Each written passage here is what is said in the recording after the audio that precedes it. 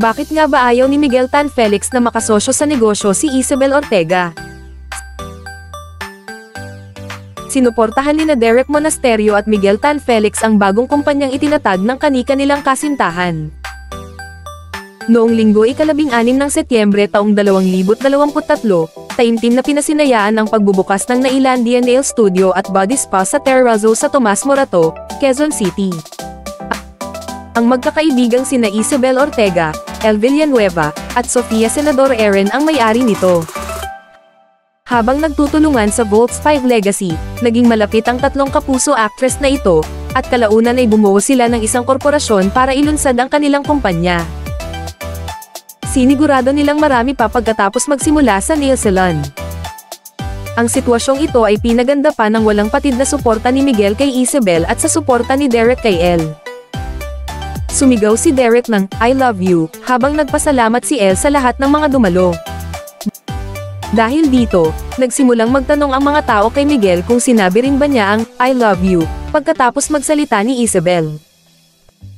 Pasimpleng ngumisi ang aktor. Sabi naman ni Miguel, nandyan lang siya sa lahat ng mga ginagawa ni Isabel. "Very supportive lang naman po ako sa lahat na ginagawa ni Isabel. Halos lahat naman, gusto ko lang happy siya. I'm very happy for her and proud ako na meron siyang ganito. First venture niya ito. Excited ako sa journey nila sa business na ito," pakla ni Miguel. Naroon din ang ina ni Isabel na si Michelle Ortega, na natuwa sa pakikipagkaibigan ng kanyang anak kay Elle at Sofia, at hinimok silang simulan ang negosyong ito. Bilang karagdagan sa nail salon na ito, inaangkin nila na nagsisimula ng isa pa. Likas na nagpapasalamat si Isabel sa tulong ng kanyang ina, ngunit ipinahayag din niya kung gaano niya pinahahalagahan ang patuloy na presensya ni Miguel sa kanyang buhay. "It means a lot, of course. Kasi syempre, in everything naman masaya kung may support system ka. And knowing na my parents are very supportive. Even if they were hands up sa akin. Sabi nila, like, ikaw bahala, you navigate on your own. Pero at the same time, very supportive sila na they're always there. And also with Miguel, very supportive din siya sa akin. May mga nights na nagkukwento ako sa kanya, tapos palagi siyang may words of encouragement and nakita naman din na very supportive siya. So very grateful. Sobrang appreciative ako sa kanya," saad ni Isabel. Naglunsad din si Miguel Tan Felix ng isang kumpanya, ngunit ito ay malubhang napinsala ng pandemya. Kaya pinasara na lang niya ito.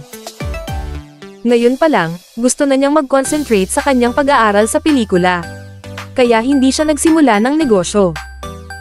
Pahayag niya, ayaw niyang maging business partner sila ni Isabel kung siya ang masusunod. "Mahirap po kasi, alam mo yon. Baka pagsimulan ng away. So wala pa sa plano namin na magkaroon ng business together. Malay natin baka magkaroon, pero ngayon hindi po namin pinaplano. Kung maiiwasan po, iwasan na lang," say ni Miguel. Basta nandyan lang daw siya para sumuporta kay Isabel. Huwag kalimutang i-like ang video na ito at mag-subscribe sa aking channel. Salamat sa panonood.